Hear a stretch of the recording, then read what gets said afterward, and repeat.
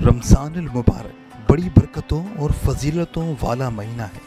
اس کے دن بھی مبارک اور اس کی راتوں کی فضیلتوں کا کیا کہنا۔ اس ماہ مقدس کے پاک راتوں میں ایک ایسی رات ہے جو لیلۃ القدر کہلاتی ہے۔ یہ بڑی خیر و برکت اور منزلت والی رات ہے۔ لیلۃ القدر ماہ رمضان کے آخری عشرے کی تاک راتوں میں ایک رات ہے۔ اس مبارک رات کو لیلۃ القدر کہنے کی 5 وجوہات ہیں۔ قدر کا معنی عظمت ہے۔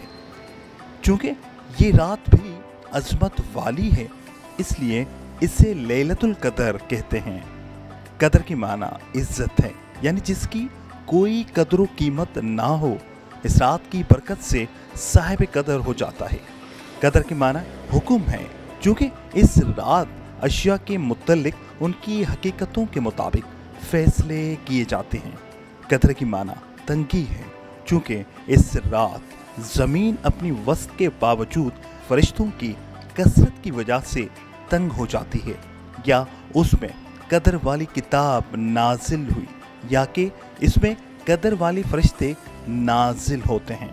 یوں تو ماہ رمضان کا سارا مہینہ مبارک ہے، مگر لیلۃ القدر سارے رمضان پاک کی سردار ہے۔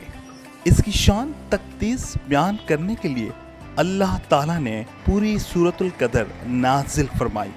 چنانچہ ارشاد باری تعالیٰ ہے، بے شک ہم نے اس قرآن کو شب قدر میں اتارا ہے، اور آپ کیا سمجھتے ہیں کہ شب قدر کیا ہے؟ شب قدر فضیلت و برکت اور اجر و ثواب میں 1000 مہینوں سے بہتر ہے۔